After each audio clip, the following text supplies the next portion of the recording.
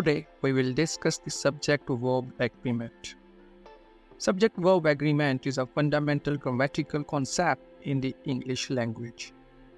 It refers to the rule that dictates that the subject of a sentence and the verb in that sentence must correspond in number, which means they should both be either singular or plural. Subject-verb agreement helps ensure that a sentence is grammatically correct and easy to understand. So let's discuss some key rules for subject-verb agreement along with examples.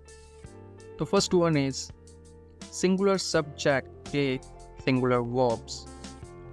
When the subject is singular, means referring to one person, thing or concept, the verb in the sentence should also be singular to maintain grammatical agreement. Let's understand it by example. The car is red. The subject car is singular, so the verb is also singular. She runs every morning.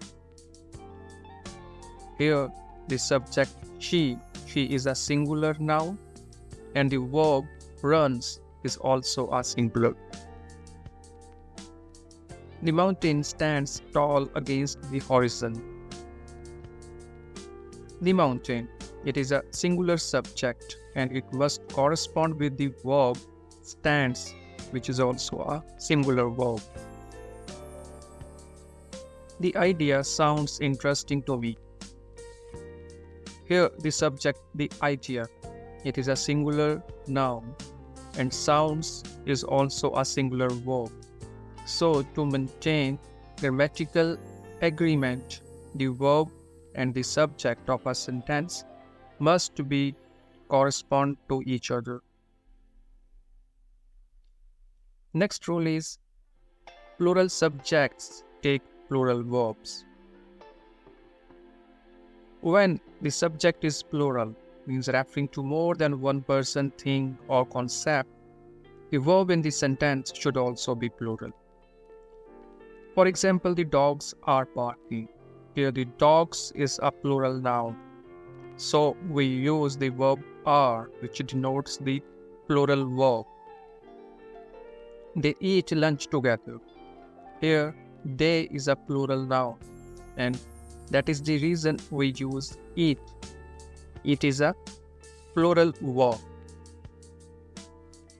The children play in the park every afternoon. Where the children is plural subject, play is also a plural verb. These books belong to the library. These books are plural nouns. That is the reason we use verb belong. Next rule is compound subjects connected by and usually take a plural verb. When you have compound subjects connected by and, the subjects are usually treated as separate entities. So as a result, the verb should be in the plural form. Let's understand it by taking example. Mary and John are going to the store. Both Mary and John are individual subjects, so the verb are is plural. Means when we join two subjects by and, the subjects are treated as a separate entity. So in this case, the verb should also be in the plural form. Apples and oranges taste good. Both apples and oranges are separate subjects, so the verb taste is plural. Sarah and Mark are my best friends. Sarah and Mark are individual subject, so the plural verb is are. The cat and the dog chase each other around the yard. Here chase is the plural verb. The next one is if the compound subject refers to a single entity or concept, use a singular verb. When you have a compound subject that refers to a single entity or concept, you should use a singular verb. This is because even though there are multiple elements in the subject, they are being treated as a single unit. For instance, peanut butter and jelly is my favorite sandwich. Here, peanut butter and jelly is considered a single item. Your favorite sandwich. This means peanut butter and jelly is considered as a single item. That is the reason we use a singular verb is there. Macaroni and cheese is a popular comfort food. Again, macaroni and cheese is considered a single dish or concept. So the verb is singular here. The president and CEO was unavailable for comment. The president and CEO refers to a single person in a leadership role. So was is the verb here, which is a singular one. Next is when either or neither nor connect two subjects, the verb agrees with the closer subject. When either or neither nor connect two subjects in a sentence, the verb should agree with the subject that is closer to the verb. For example, neither the cat nor the dogs are hungry. So in this sentence, the closer subject, dogs, is plural. So the verb are is also plural. So we always use the verb according to the closer subject. In this case, are is used because of the dogs. Either the red shirt or the blue pants go well with this jacket. Here, blue pants is the closer subject, which is a plural. So the verb go is plural. That is the reason we use go here in a sentence to agreement with the blue pants, means with the closer subjects, which is a plural one. The next is indefinite pronouns like everyone, nobody, everything, etc. are typically singular and take singular verbs. When you are using indefinite pronouns such as everyone, nobody, everything, and so on, the verb in the sentence should be in the singular form to match the singular nature of these pronouns. Nobody wants to go to the meeting. Here, the indefinite pronoun nobody is singular. That is the reason we use the verb wants, singular here. Everything in the store is on sale. The indefinite pronoun everything is treated as a singular. So we use is as a singular verb. Nobody likes to be stuck in traffic. Nobody is an indefinite pronoun and is singular. Everything in the store is on sale.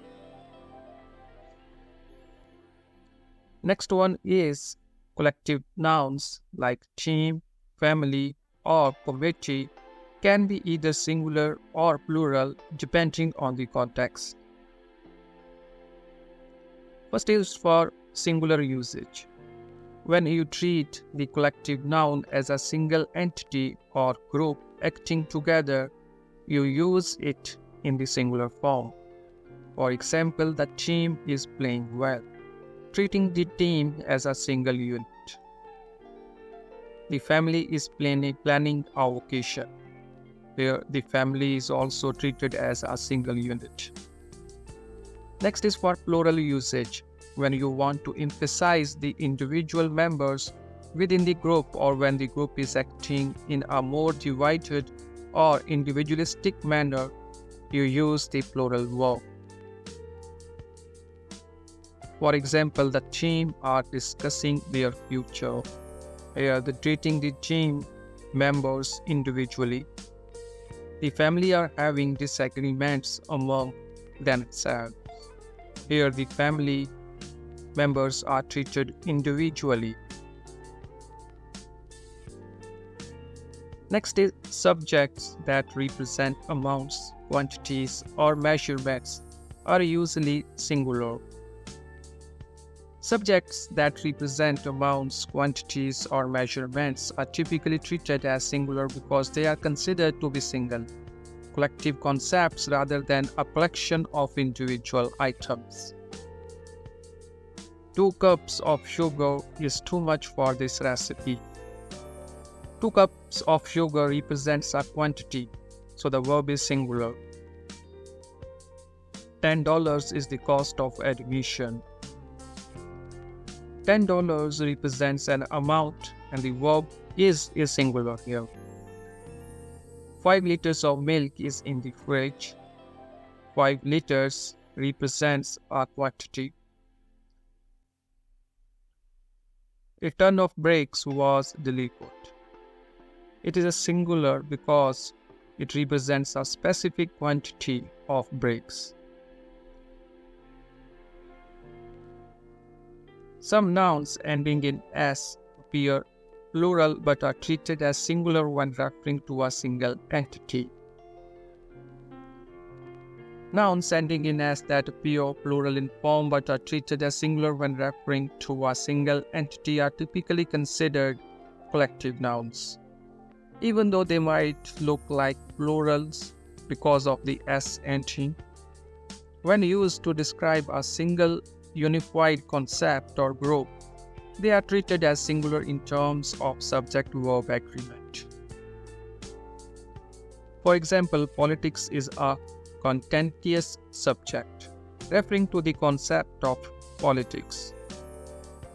Mathematics is a challenging subject. Here, mathematics refers to a field of study, not multiple mathematical problems. The news is usually broadcast in the evening. The news refers to the collection of current events and is treated as singular. Gymnastics is a demanding sport. Here, gymnastics is also considered as a single subject. When subjects are connected by as well as, in addition to, or along with, this verb agrees with the first subject. This rule is a matter of grammatical agreement and helps maintain subject-verb agreement, ensuring that the verb corresponds with the subject closest to it. My friend, in addition to her sibling, is coming to the party. Here, my friend is the first subject. That is the reason for using is as a singular verb in the sentence. The cat, as well as the kittens, needs food. We use the singular verb needs correspondence to the first subject, the cat. The professor, along with the students, is attending the conference. The committee, as well as the members, has reached a decision. So has is used in correspondence to the first subject, the committee. So it's all about today's video. It's important to carefully identify the subject of a sentence to ensure that the verb agrees with in terms of number. Subject-verb agreement is crucial for clear and effective communication in written and spoken English. Thank you. Thank you for watching.